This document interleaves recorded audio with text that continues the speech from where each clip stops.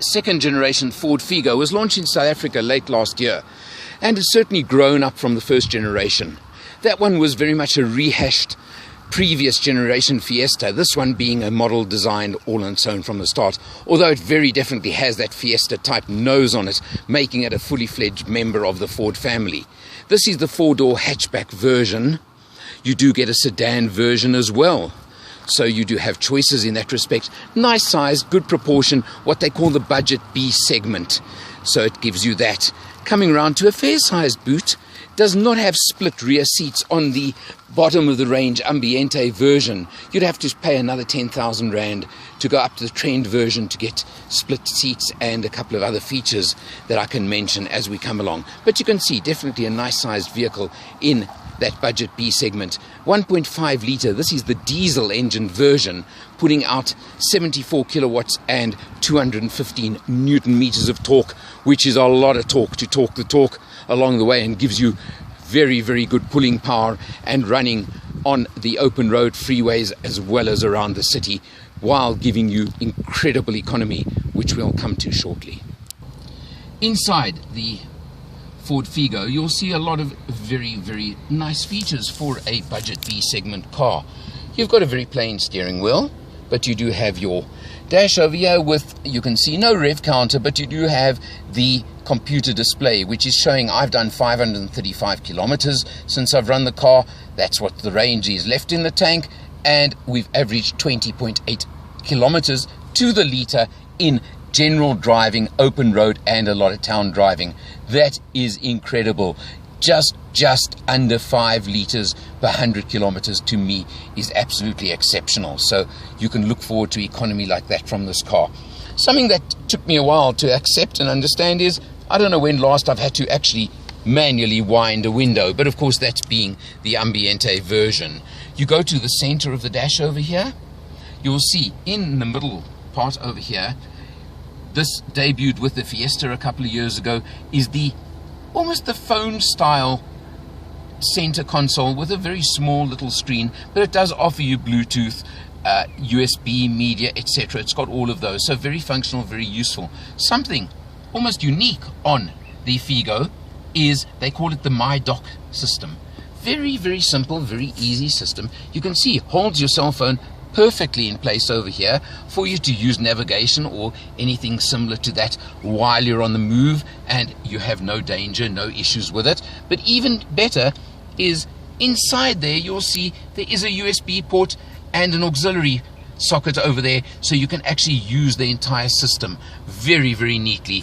And that My Dock to me is a great little system, works very effectively. So I think that is an excellent idea and an excellent system to use. Overall, very, very useful and very neat. It has air conditioning and a 5-speed manual gearbox. Very simple, very light, very easy to drive, which is of course what you'd expect from a car of this type. Let's have a look what life will be like for a backseat passenger.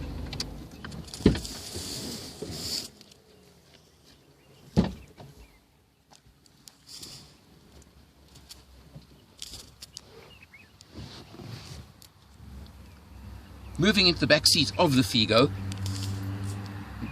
really lots of legroom for a budget B segment vehicle of this type. Lots of space.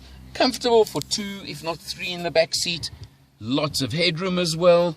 Generally a comfortable, good place to be for a vehicle of this type. Saying a vehicle of this type comes to an interesting point. There are market segments, like I keep mentioning the budget B segment. There are niche markets in the South African market, in the world motoring market these days. But Ford have a little trick up their sleeve with this Figo, because the Figo is the only diesel available in the budget B segment. So they have that all to themselves. When I appeared on Ignition TV at the beginning of the year covering the launch of the new Figo, we were unanimous in agreeing that the diesel was the version to go for and was the pick of the family in the new Figos, between the petrol and the diesel. I still confirm that. I still feel that very, very strongly. The only question I ask is price.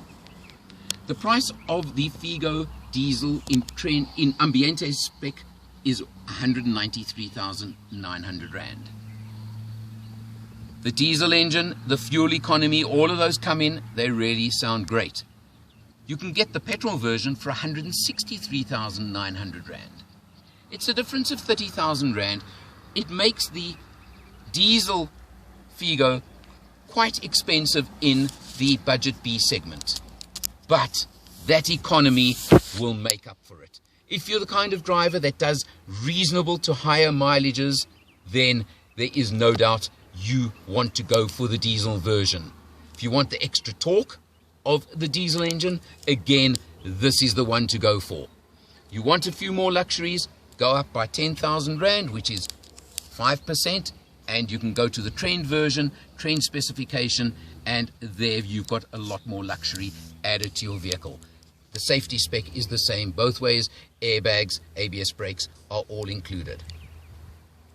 So, summing up, unique in its market segment, being the only diesel, means there is no choice. But if you're looking for a budget B segment vehicle, you have to look at the Ford Figo.